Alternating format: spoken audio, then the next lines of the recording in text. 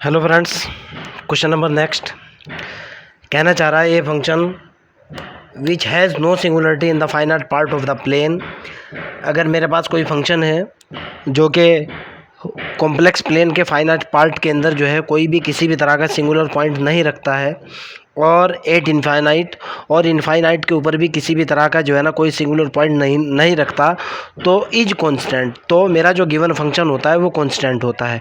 मतलब क्वेश्चन ये है कि अगर कोई फंक्शन कॉम्प्लेक्स प्लेन के अंदर और इनफाइनाइट के ऊपर किसी भी तरह की कोई सिंगुलर पॉइंट, कोई पोल, कोई जीरोज, कोई रिमूवेबल सिंगुलरिटी, कोई अदर भी किसी भी तरह की अगर कोई भी सिंगुलरिटी नहीं रखता तो मेरा जो फंक्शन होता है वो कांस्टेंट होता है।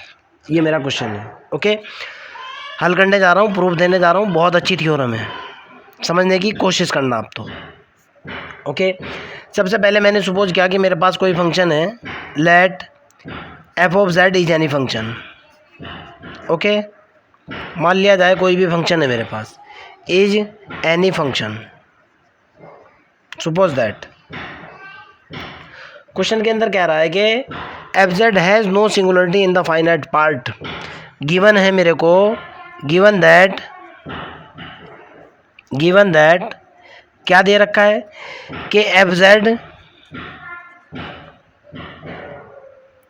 हैज़ नो सिंगुलरिटी, कोई भी सिंगुलर पॉइंट नहीं रखता है, हैज़ नो सिंगुलरिटी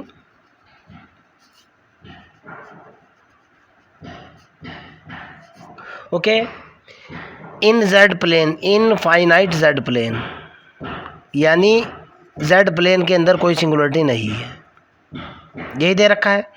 और नो सिंगुलरिटी, कोई सिंगुलरिटी कहाँ नहीं है,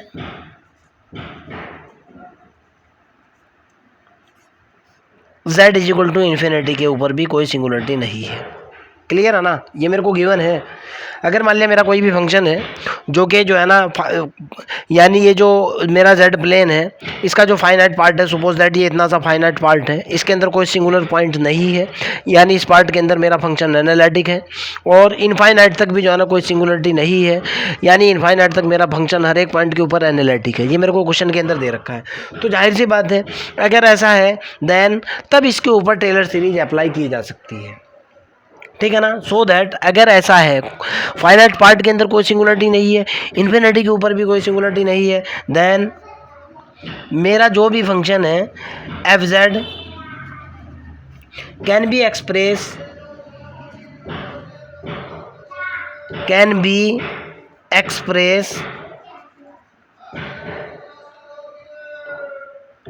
या कैन बी एक्सपेंडेड, लिखो आप, एक्सपेंडेड बाई टेलर थ्योरम,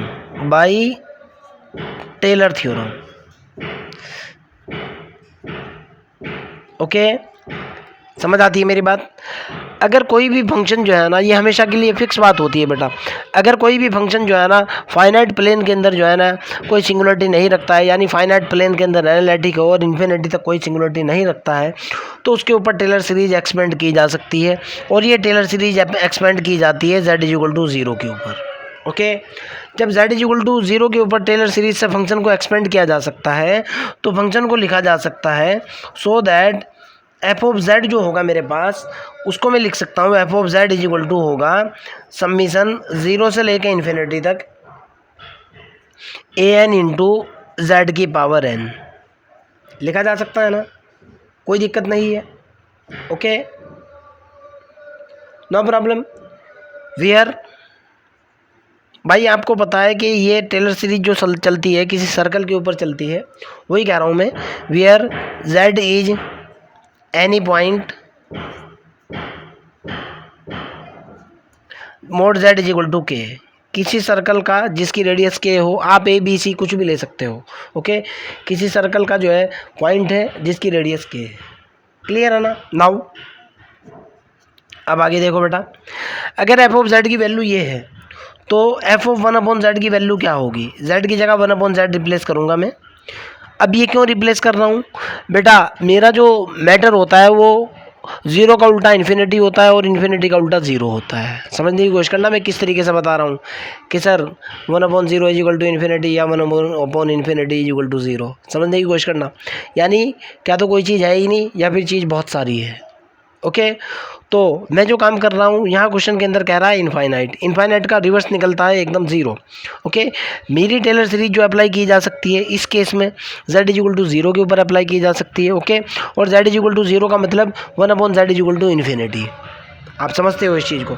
तो इसका मतलब क्या निकला, अगर मैं z को 1/z से रिप्लेस करूँगा तो मेरा रिजल्ट निकल कर के आएगा समीशन ज़ीरो से लेकर इनफाइनाइट तक an इंटू z की पावर माइनस के n। आप समझते हो ना इस चीज़ को? इस लाइन का मतलब क्या निकलता है?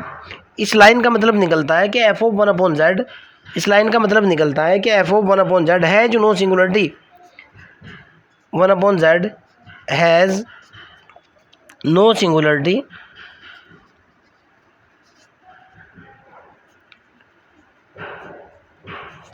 Eight z is equal to zero. Clear?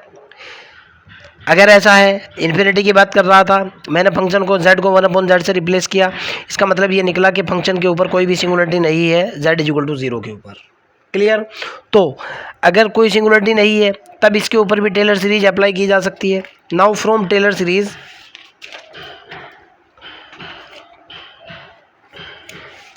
मैं इसके ऊपर भी टेलर सीरीज अप्लाई कर सकता हूँ। Now from Taylor series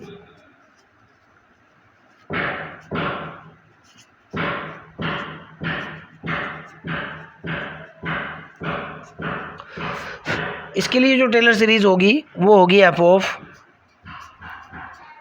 1/z is equal to, जब मैं इसके ऊपर टेलर सीरीज लगाऊंगा 1/z के ऊपर, ये हो जाएगा समीशन, मैंने मान लिया bn इंटू z की पावर n। समझने की कोशिश करना कैसे, मेरे पास टेलर सीरीज होती है z is equal to zero पर F of z is equal to summation zero से लेकर इन्फिनिटी an इंटू z की पावर n। ओके, जब मैं z को 1/z से रिप्लेस करूँगा तो इसका मतलब होता है ये कांस्टेंट चेंज हो सकता है, कांस्टेंट आप कुछ भी रख लो कोई फ़र्क नहीं पड़ने वाला। समीशन bn इंटू z की पावर n की पावर माइनस के 1, और जब इसको मैं ये लिख सकता हूँ। क्लियर है ना? समझ आती है मेरी बात? कोई दिक्कत तो नहीं है? सपोज दैट ये मेरी इक्वेशन नंबर सेकंड है, सपोज दैट ये मेरी इक्वेशन नंबर फर्स्ट है। मैं कहना चाह रहा हूँ अब फर्स्ट एंड सेकंड से, हाँ बाद में करिए बात, ठीक है ना? हाँ ठीक है, बाद में करिए बात, बाद में करूँगा, ठीक है ना? तो मैं कह रहा हूँ कि इक्वेशन नंबर 1 और इक्वेशन नंबर सेकंड दोनों का यूज़ कर रहा हूँ। Okay, from equation first and second, from first and second, ये भी एफ ऑफ जेड है, ये भी एफ ऑफ जेड है। कंक्लूजन क्या निकलेगा मेरे पास भाई? ये वाली वैल्यू इस वाली वैल्यू के बराबर होगी।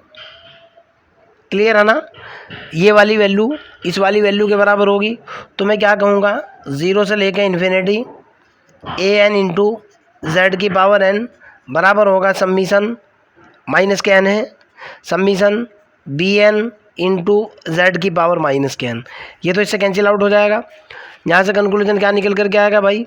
समीशन से समीशन कैंसिल आउट हो जाएगा। A N is equal to कितना निकल कर के आएगा? B n. क्लियर? समझ आती है मेरी बात?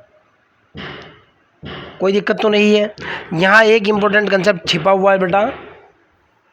ओके, ये दोनों की दोनों वैल्यू तभी बराबर हो सकती हैं, A N is equal to B N. मैं लिख भी रहा हूँ, दिस इज पॉसिबल ओनली, ये तभी हो सकता है, पॉसिबल ओनली अगर A N is equal to B N is equal to zero हो जाए, अर्थात N is equal to zero हो जाए, otherwise this is impossible.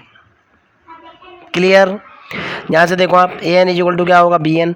A one is equal to B one के बराबर होगा, A two is equal to B two के बराबर होगा। लेकिन ये कंडीशन इस केस में तभी पॉसिबल होगी जब n is equal to zero होगा। अगर n is equal to zero है तो अब यहाँ देखो बेटा, एफ ऑफ 1/z की बात करता हूँ। यहाँ से देखो आप, N is equal to zero, A N is equal to क्या बना है मैंने भाई? A N is equal to B N होगा। और A N is equal to B N is equal to क्या होगा, 0 होगा। अगर ये वाली पॉसिबिलिटी है, अब यहाँ से देखो आप, अगर ये वाली पॉसिबिलिटी है तो एफ ऑफ 1/z क्या हो जाएगा भाई, f of 1/z is equal to कितना होगा, समीशन बी एन की वैल्यू 0/1, यानी एफ ऑफ 1/z क्या हो जाएगा, एफ ऑफ 1/z कितना हो जाएगा, 0 हो जाएगा। एफ ऑफ 1/z 0 होने का मतलब क्या है, एफ ऑफ z क्या हो जाएगा, ये हो जाएगा इनफाइनाइट। ओके, जब एफ ऑफ z इनफाइनाइट है, दिस इज, यहाँ क्या कह रहा है, फंक्शन जो सिंगुलरिटी नहीं रखता है इज कांस्टेंट। मैं क्या कहूँगा, दिस इज नॉट पॉसिबल, ऐसा नहीं हो सकता। थ्योरम है बच्चों, मैं ही क्या करूँ यार। Okay, this is not possible, so that आप फाइनली क्या कहोगे, so that f of Z is constant, so that f of Z is constant. या आप ऐसे भी बोल सकते हो, f of 1/z is equal to a n, A0 is equal to B0 is equal to constant. बात एक ही है। ओके, और यही आपको प्रूफ करना था।